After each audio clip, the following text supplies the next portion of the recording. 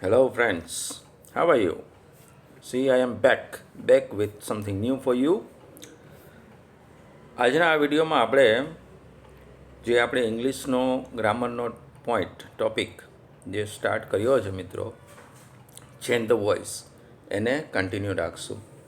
અત્યાર સુધીના વિડીયોઝમાં આપણે આ ચેન્જ ધ વોઇસ ટોપિકમાં એવું સમજ્યા હતા કે એક્ટિવ વોઇસ શું છે, પેસિવ વોઇસ શું છે, ટ્રાન્ઝિટિવ અને ઇનટ્રાન્ઝિટિવ વર્બ કોને કહેવાય, અને એક્ટિવમાંથી પેસિવ કરવાના જે કોમન રૂલ્સ છે એ શું છે, સાથે સાથે સિમ્પલ પ્રેઝન્ટ ટેન્સ અને સિમ્પલ પાસ્ટ ટેન્સનું એક્ટિવમાંથી પેસિવ કેવી રીતે કરવું તેની આપણે ચર્ચા કરી હતી, અભ્યાસ કર્યો હતો. આજના આ વિડીયોમાં આપણે એને કન્ટિન્યુ રાખતા આજે આપણે સિમ્પલ ફ્યુચર ટેન્સ એટલે કે સાદા ભવિષ્યકાળનું વાક્ય છે તો એનું એક્ટિવમાંથી પેસિવ કેવી રીતે કરવું તેના વિશેનો અભ્યાસ કરીશું મિત્રો. સિમ્પલ ફ્યુચર ટેન્સ તમને બધાને ખબર છે કે આ કાળ તમને આવડતો બી હશે મિત્રો, પણ તેમ છતાં અહીંયા આ સિમ્પલ ફ્યુચર ટેન્સની જે પહેલાં તો વાક્ય રચનાઓ છે એ હું તમારા માટે લખું છું. આપણે લખીએ છીએ હકાર, નકાર, પ્રશ્નાર્થ અને પેસિવની વાક્ય રચના. ત્યાર પછી આનું પેસિવમાં કેવી રીતે રૂપાંતર કરવું તેના વિશેની ચર્ચા કરીશું મિત્રો. તો પહેલાં આપણે વાક્ય રચનાઓ લખીએ. હકારની વાક્ય રચના છે સબ્જેક્ટ. સબ્જેક્ટ એટલે કર્તા. હવે ફ્યુચર ટેન્સના ટુ બીઝ કયા છે?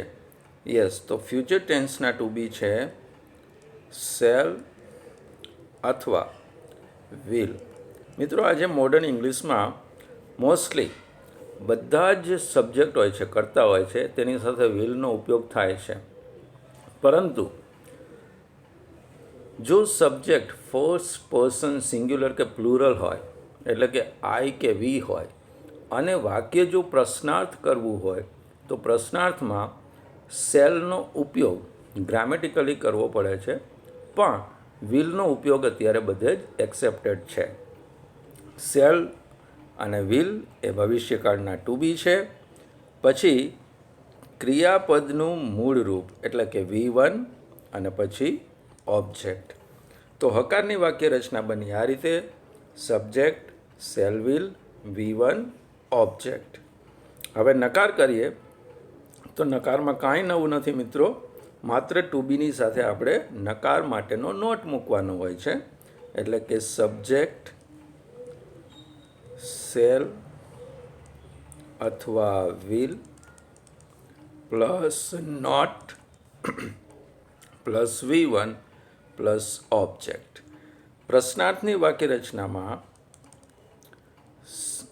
શેલ વિલ છે એ વાક્યની શરૂઆતમાં આવશે, એટલે કે સબ્જેક્ટ અને ટુ બીનું સ્થાન બદલાઈ જાય.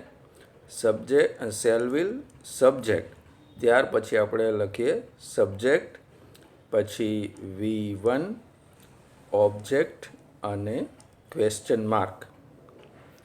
અહીંયા ક્વેશ્ચન માર્ક. તો આ થઈ પ્રશ્નાર્થની વાક્ય રચના મિત્રો. હવે આનું જો આપણે પેસિવ કરવું હોય તો એની વાક્ય રચના શું બનશે?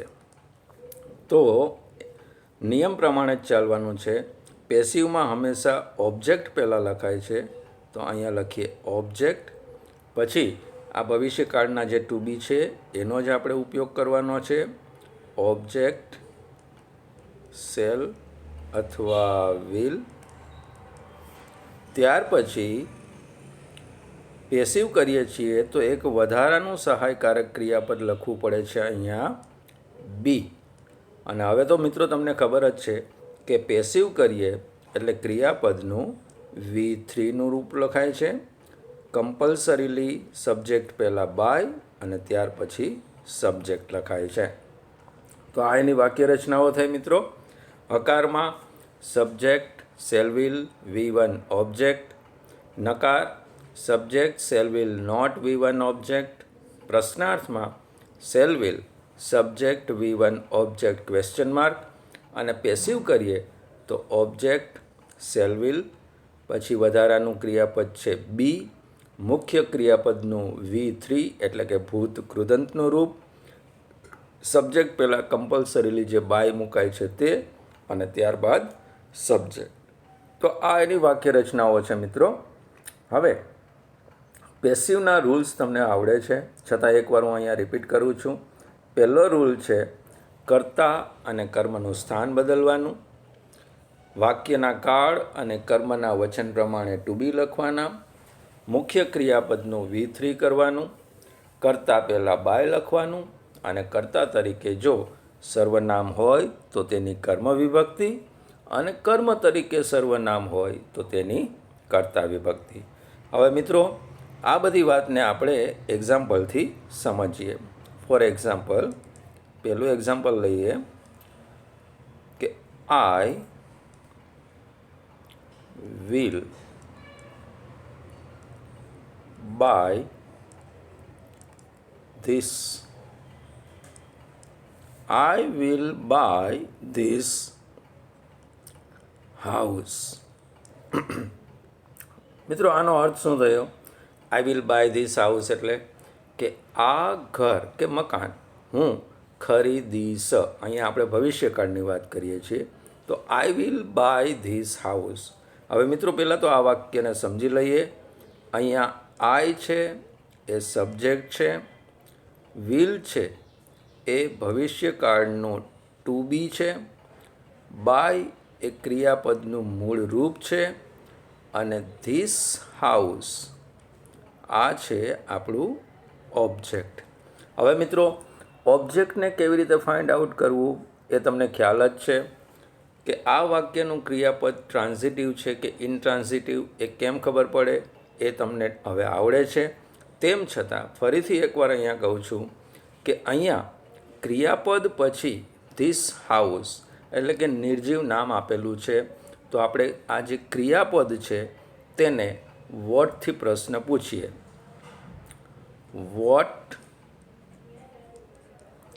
હવે પ્રશ્ન વાક્ય થાય છે, અને હમણાં થોડી વાર પહેલાં જ મેં કહ્યું કે પ્રશ્ન વાક્યમાં જો સબ્જેક્ટ આઈ કે વી હોય તો વિલ નહીં પણ ગ્રામેટિકલી સેલનો ઉપયોગ થાય. What cell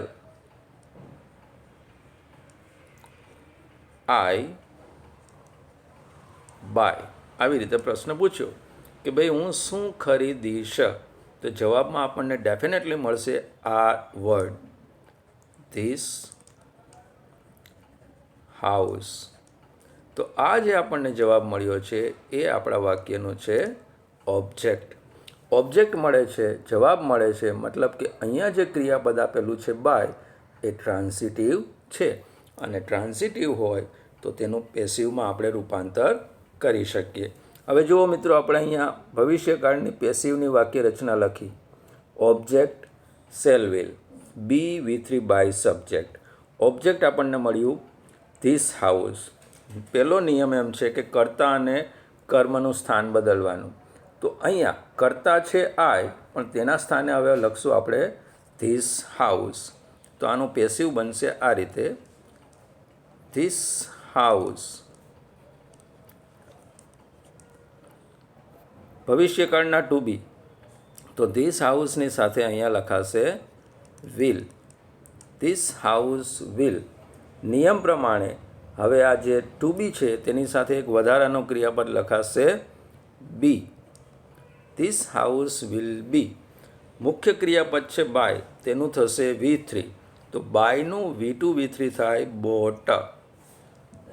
this house will be boat.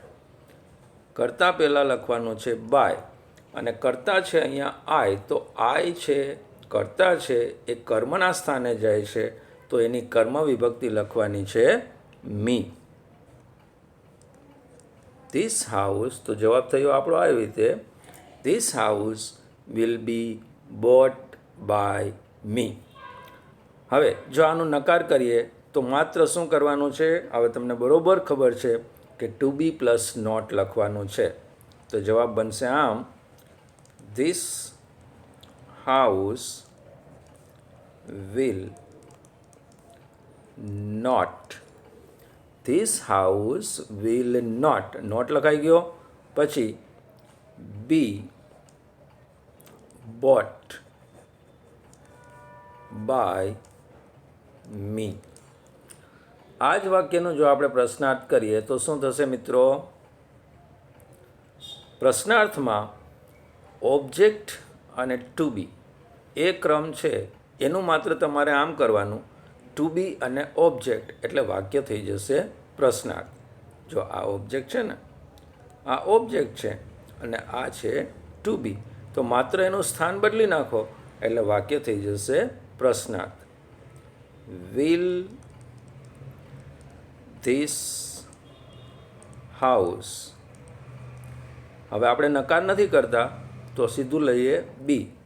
Will this house બી. બાકીનું બધું એમનેમ રહેશે મિત્રો. બોટ બાય મી, અને પ્રશ્ન વાક્ય છે તો question mark.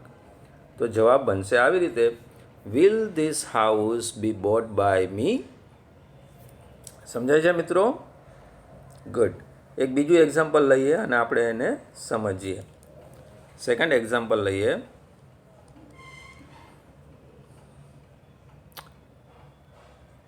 I will teach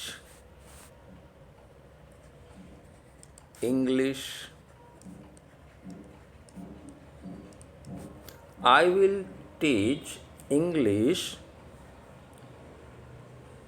grammar. I will teach English grammar. જો મિત્રો અહીંયા આવું લખેલું છે કે I will teach English grammar, તો પહેલાં આ વાક્યને સમજીએ. આઈ છે અહીંયા સબ્જેક્ટ, વિલ એ ભવિષ્યકાળનું ટુ બી, ટીચ એ ક્રિયાપદનું મૂળ રૂપ અને ઇંગ્લિશ ગ્રામર છે એ છે આપણા વાક્યનું object.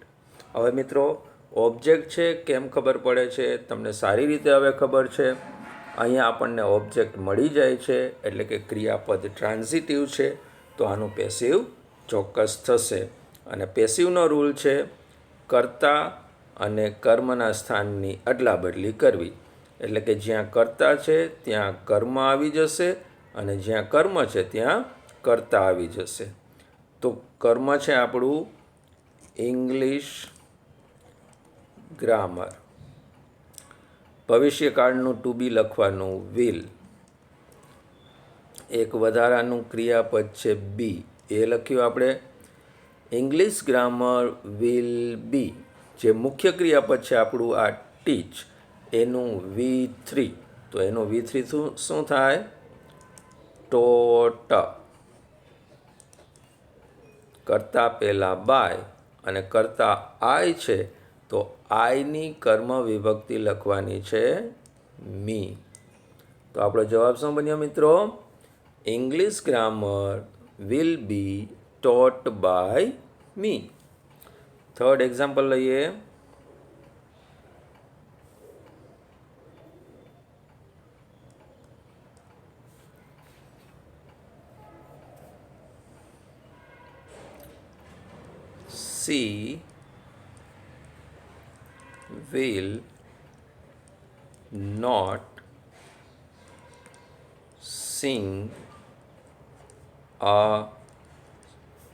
She will not sing a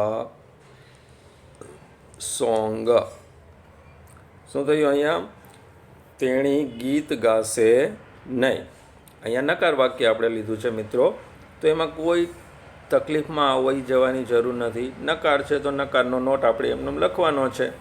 તો અહીંયા સબ્જેક્ટ છે સી, વિલ એ ભવિષ્યકાળનું ટુ બી, નકાર માટેનો નોટ, સિંગ છે એ ક્રિયાપદનું મૂળ રૂપ છે. તેણી શું નહીં ગાય? તો કે અ સોંગ, તો એ આપણા વાક્યનું ઓબ્જેક્ટ છે. હવે આનું પેસિવ કરીએ મિત્રો, તો શું થશે? કર્તા અને કર્મ એનું સ્થાન બદલી નાખીએ તો વાક્યની શરૂઆતમાં આવશે અ સોંગ. ભવિષ્યકાળ છે તો એનું ટુ બી લખીએ વિલ. વાક્ય નકાર છે તો નકાર માટેનો નોટ. નિયમ પ્રમાણે ભવિષ્યકાળમાં એક બીજું ક્રિયાપદ લખવું પડે બી. હવે સિંગ જે V1 છે એનું V3 કરવાનું છે, તો સિંગનું V3 થાય સંગ, SUNG. કરતા પહેલાં બાય, અને કરતા છે અહીંયા સી જે કર્મના સ્થાને જાય છે, તો તેની કર્મ વિભક્તિ લખવાની છે હર. A song will not be sung by her. હજુ એક એક્ઝામ્પલ લઈએ મિત્રો. નંબર 4.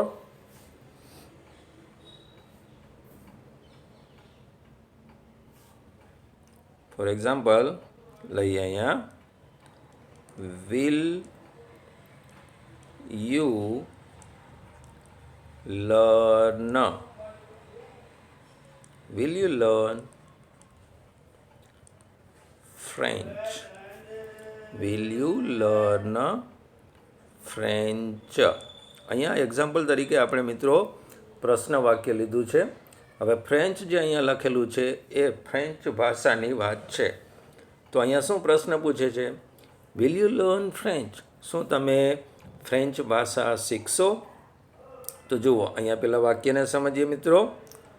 આ વિલ છે એ ટુ બી છે, યુ એ સબ્જેક્ટ છે, લર્ન એ ક્રિયાપદનું મૂળ રૂપ છે, અને ફ્રેન્ચ એ ઓબ્જેક્ટ છે. પ્રશ્ન વાક્ય છે તો આ જ ક્રમમાં રહેશે. ઓબ્જેક્ટ ટુ બી ના બદલે ટુ બી ઓબ્જેક્ટ કરવાનું છે, તો વિલ વાક્યની શરૂઆતમાં રહેશે. વિલ, હવે ઓબ્જેક્ટ છે ફ્રેન્ચ, વિલ ફ્રેન્ચ. હવે નિયમ પ્રમાણે એક વધારાનું ક્રિયાપદ લખીએ બી.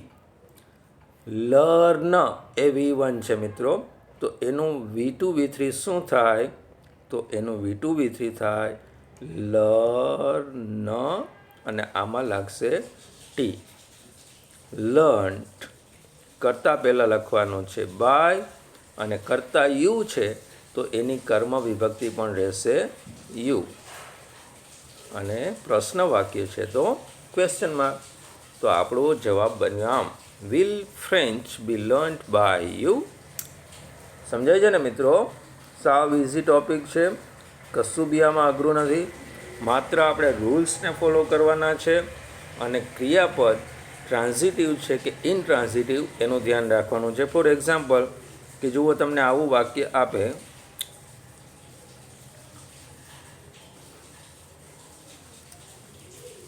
he will swim swiftly.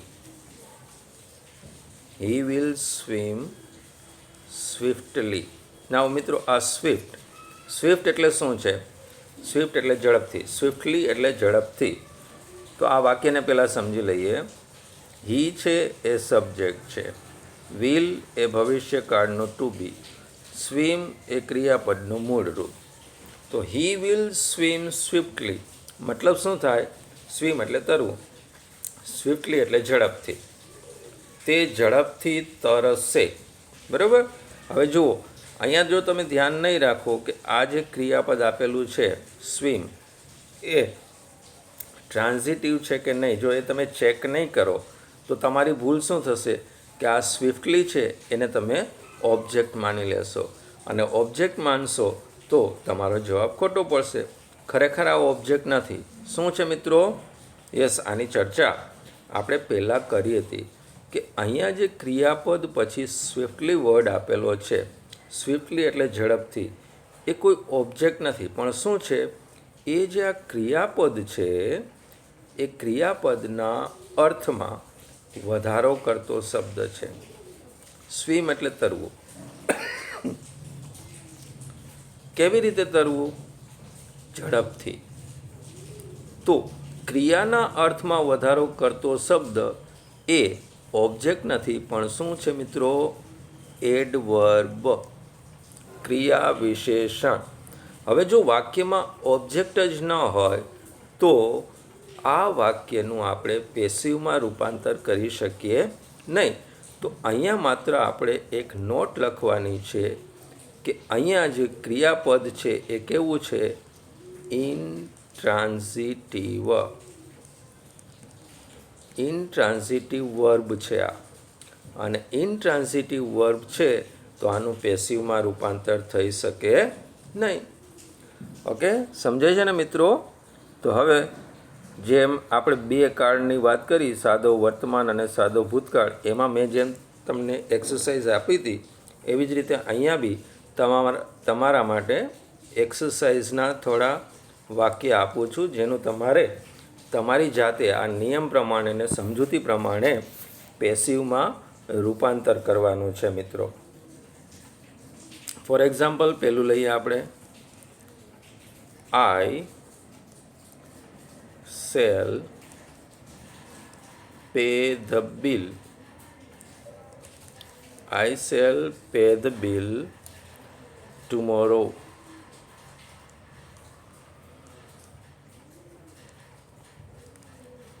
I shall pay the bill tomorrow એટલે કે હું આવતીકાલે બિલ ચૂકવીશ. બીજું લખીએ.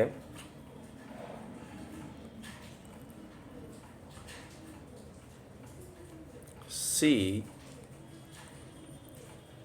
will inform you. She will inform you. તેણી તને જાણ કરશે. ત્રીજું લખીએ.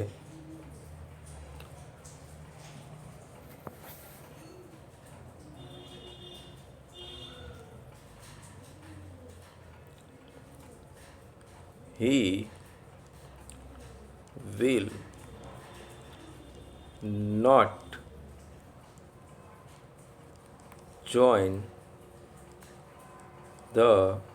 will not join the company.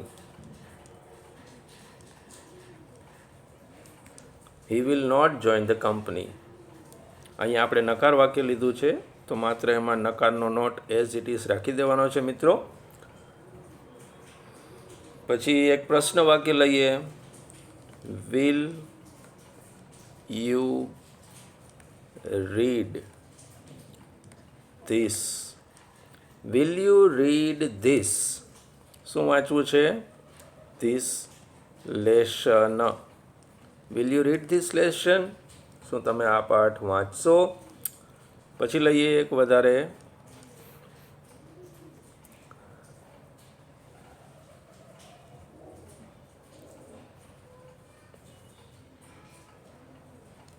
Will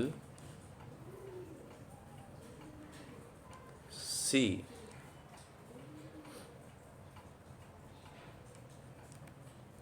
come today? Will she come today? શું તેણી આજે આવશે? હજુ એક લઈએ.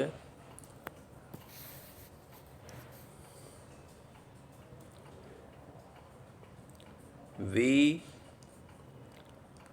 will visit Abu. We will visit Abu.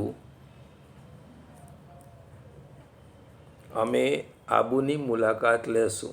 Abu જે આપણું એક હિલ સ્ટેશન છે તેની વાત છે મિત્રો. હજુ એક લઈએ આપણે.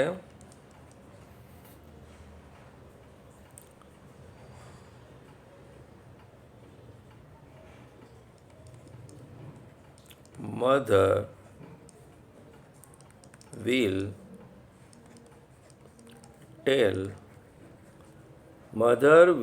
tell the story. Mother will tell the story એટલે કે માતા છે એ કહાની કહેશે. એક હજુ લખીએ તમારા માટે. સાવ ઇઝી છે મિત્રો. બસ તમારે થોડું ધ્યાન રાખી અને આનું પેસિવ કરવાનો પ્રયત્ન કરવાનો છે.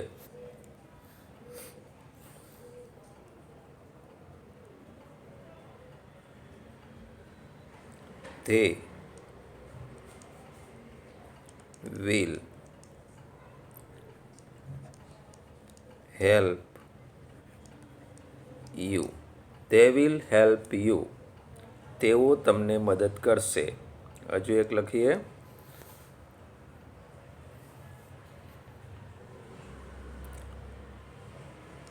We will decorate. We will decorate our school. We will decorate our school. એટલે કે અમે અમારી શાળાને શણગારીશું.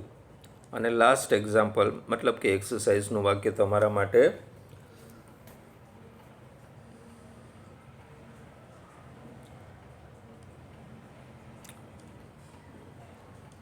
Jayesh will do. Jayesh will do. અહીંયા મિત્રો મેં શોર્ટમાં લખ્યું છે homework in the evening. Jayesh will do homework in the evening. એટલે કે જયેશ સાંજે હોમવર્ક કરશે. હવે મિત્રો આ 10 વાક્ય છે. તમારે આનું પેસિવ કરવાનું છે. માત્ર એટલું ધ્યાન રાખવાનું છે કે ક્રિયાપદ ટ્રાન્ઝિટિવ છે કે નહીં એટલું જ ચેક કર્યા પછી ઉપર જે આપણે આ એક્ઝામ્પલ કર્યા છે અને સાથે વાક્ય રચના બી છે અને એના પેસિવના રૂલ્સ બી મેં તમને કહ્યા છે. બસ એ રીતે તમારે ક્રિયાપદ ટ્રાન્ઝિટિવ છે કે નહીં તેટલું ચેક કરી અને આ વાક્ય રચના અને પેસિવના રૂલ્સ પ્રમાણે પેસિવ કરવાનું છે. આઈ હોપ કે તમે આ ચોક્કસપણે કરી શકીશો. All the best friends. Thank you. હવે મળશું ત્યારે આગળની વાત કરીશું. Thank you very much.